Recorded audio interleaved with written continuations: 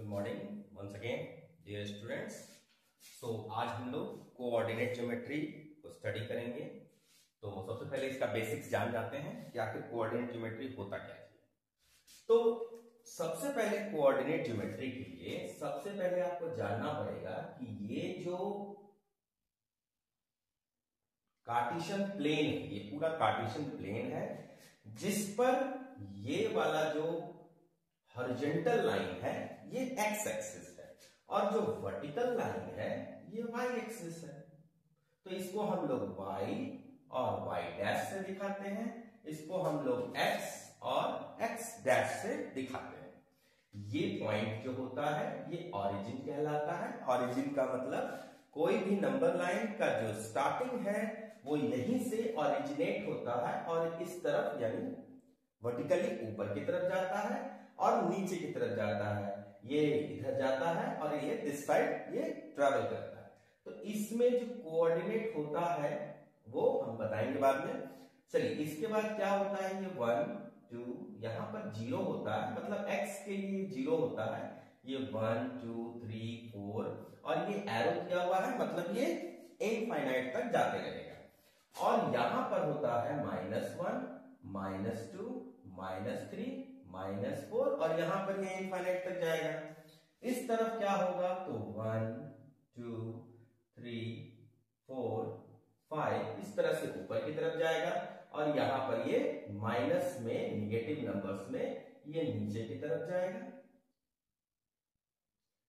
अब यहां पर क्या होता है, जैसे अगर हमको x के परपेंडिकुलर, x लाइन के परपेंडिकुलर अगर हम ऊपर ले जाएं और y एक्सिस के परपेंडिकुलर हम ऊपर ले जाएं तो ये जो पॉइंट जहां पर इंटरसेक्ट करेगा इसी पॉइंट को हम लोग कोऑर्डिनेट कहेंगे।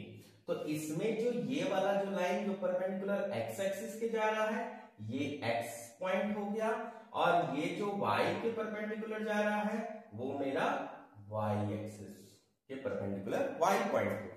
तो जो x का नाम होता है इसको हम लोग एब्सिसा बोलते हैं और y जो पॉइंट होता है इसको हम लोग ऑर्डिनेट कहते हैं।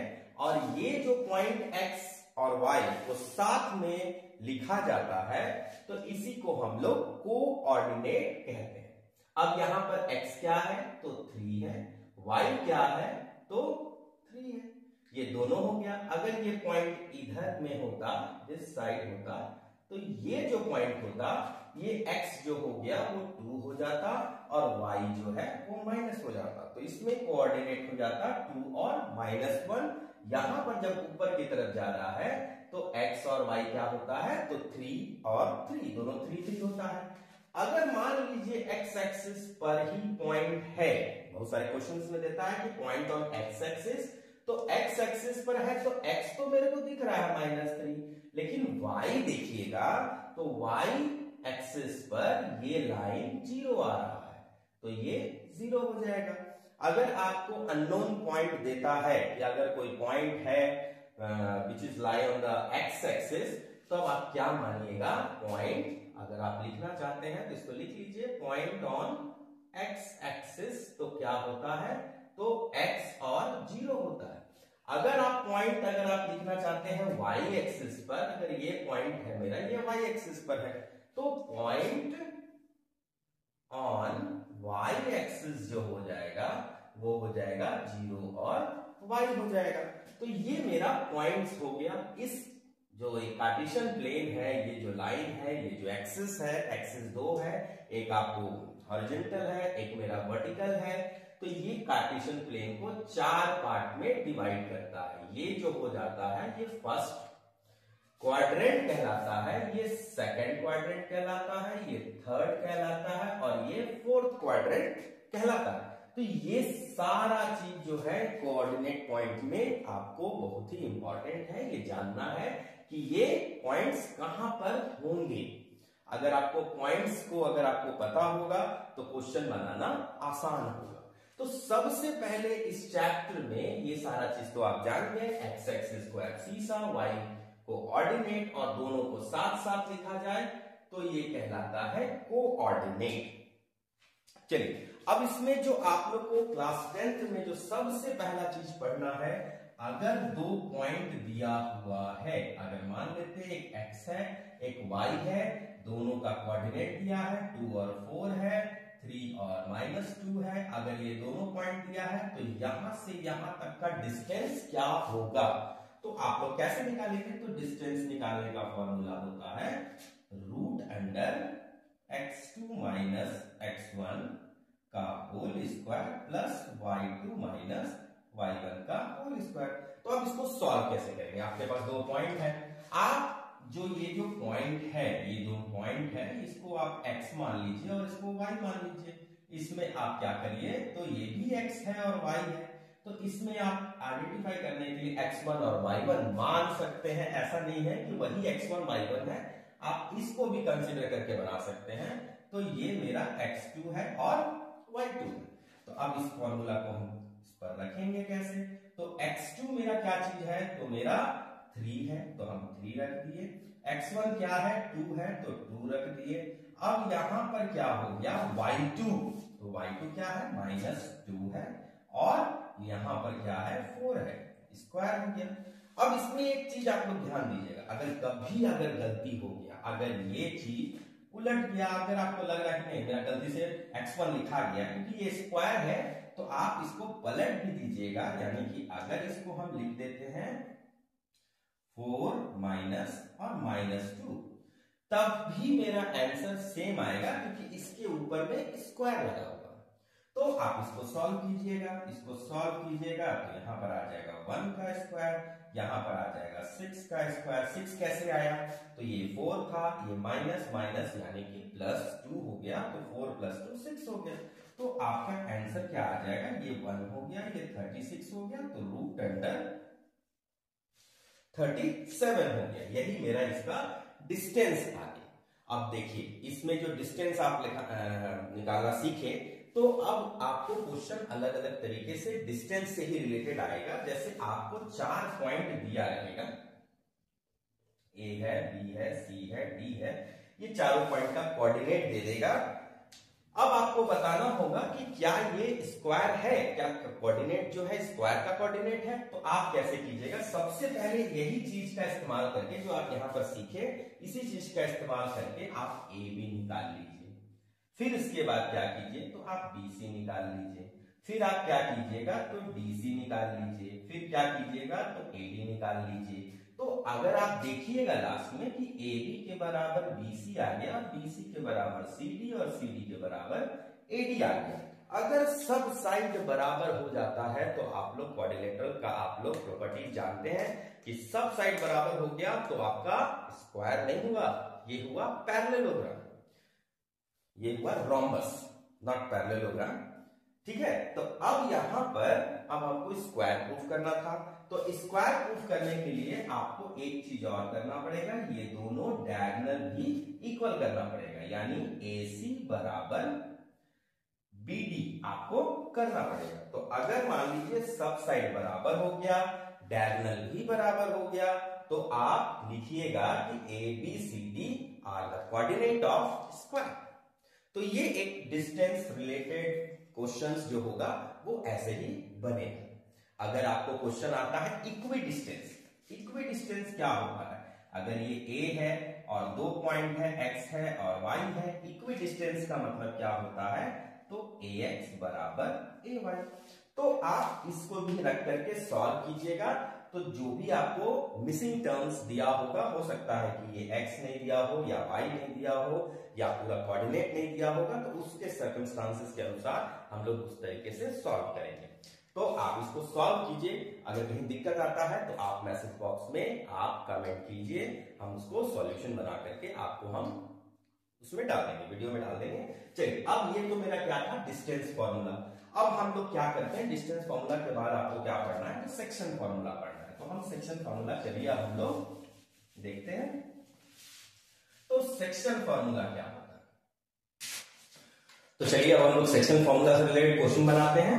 तो यहां पे मैंने एक फिगर बनाया है जिसमें आपको एक कार्टेशियन प्लेन है, उसमें एक लाइन है, A बराबर आपको दिया हुआ है -3 और 7 और B इक्वल टू दिया हुआ है 7 और 5.5 और यहां पर बीच में एक पॉइंट है 1 और 2। अब आपको इसका रेशियो निकालना है कि ये जो पॉइंट है ये AB को किस रेशियो में डिवाइड कर रहा है। तो ये M और N में हम क्या है इसको रेशियो मान लिए। अब आपको निकालना है, मान लेते हैं कि x निकालना है, तो x का फॉर्मूला क्या होता है, इसको हम x मानते हैं और इसको हम y मानते हैं। अगर m है उस साइड हम क्या मानेंगे, x1 और y1 और यहां पर क्या हो जाएगा x2 और y2। अब हम x निकालने का फॉर्मूला क्या होता है, mx2 प्लस nx1 y में m प्लस n होता है। तो यहां पर जो x है, x के जगह पर दिया हुआ है 1, m यहां पर दिया हुआ है, x2 क्या चीज है, तो x2 7 है, प्लस n क्या है, तो n तो n है और x1 क्या है, तो -3 है और यहां पर m प्लस n है।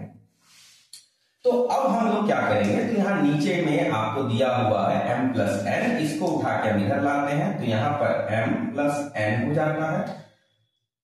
यहां पर 7m और माइनस में 3n होता है। तो अब देखिए, अब m और n का रेशियो लाना है, तो m को हम एक साइड रखेंगे और n को हम एक साइड रखेंगे, तो यहां पर 7m और माइनस में n हो जाएगा और यहां पर आपको क्या हो जाएगा, यहां पे m आएगा, m के साइड m आएगा और यहां पे n था और यहां पे प्लस में 3n हो गया।